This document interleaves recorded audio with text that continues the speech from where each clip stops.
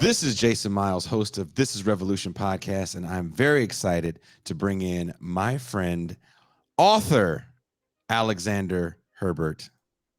Hey, yeah. Now, Alex, why are you here today? I am here. I am endeavoring on a new project that I think a lot of listeners will be very interested in. Since the beginning of the war between Russia and Ukraine, there have been a whole bunch of uh, Russian friends of mine, acquaintances of mine, people involved in the punk scene from the first book that I published, who have fled Russia. A lot of them because they were at risk of getting drafted, or because they just didn't want to be associated with the country anymore. And a lot of them have fled to Georgia, particularly Tbilisi, the capital of the Republic of Georgia, which is in the Caucasus Mountains.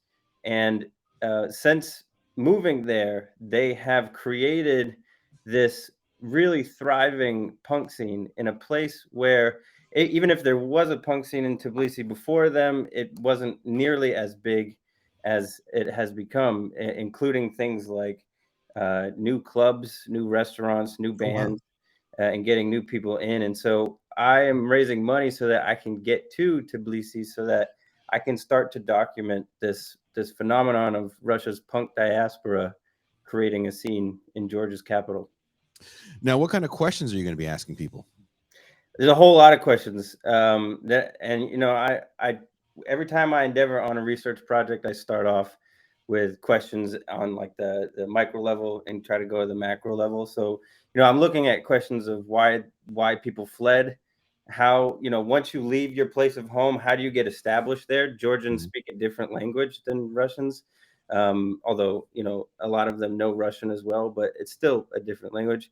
How did they establish venues? What's their relationship to the locals in Tbilisi, the Georgians, and even the limited people that were involved in a punk scene before the war started? What's the relationship between this old Georgian punk scene and the new diaspora? Uh, do these people stay in touch with friends and family back home? And those are kind of like the micro questions that I'm asking people. But I'm also asking bigger questions, Mhm. like what does it mean to create an anti-establishment subculture or scene in a place that's not your establishment, and like how does the changing environment, particularly like people who come from St. Petersburg who are now in very temperate Georgia, how does that impact the music? Mm, What's it like to get access to instruments in a new place? All of mm. these questions that I think are fascinating, that move towards trying to construct a history of how a scene establishes itself, and not only What are you going to need from the the people to United get States this done? continues to go up. So I'm asking people for financial help. First of all, a round trip to Tbilisi from Boston is anywhere from 1,700 to 2,000 in some places, depending on what time of the summer I plan to go. I need somewhere to stay. I mean, I'm going to have to pay for traveling expenses, whether that's by taxi or train or however the hell I'm getting around, public transportation that costs money. I also I don't know what kind of media is going to come out of this. I mean, the goal is to produce a book, but I've also had a lot of friends suggest putting together some kind of documentary, or even just documenting through video. So it would be nice to be able to invest in some kind of high resolution voice recorder.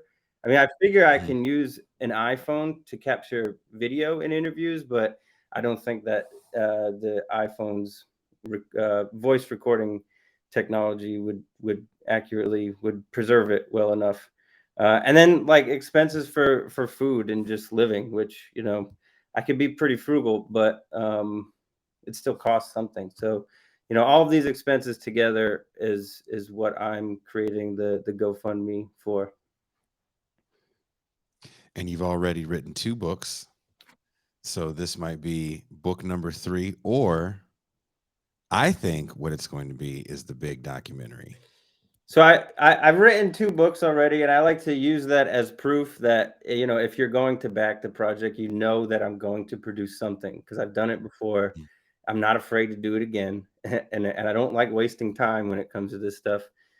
And because this is happening right now in real time, I think it's like imperative for me to get there now so that I can see it unraveling. I could see it happening in real time rather than, you know, in like 5 or 10 years, or even just 2 or 3 years could be too much when things kind of taper out, you know, and a lot of the memory kind of gets lost in time itself. So um, I would like to see some kind of documentary come out of it.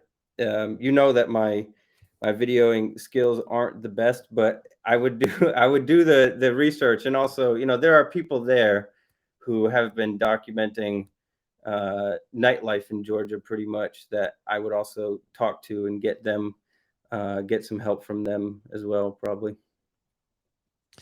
Well, thank you very much for taking the time to talk to me.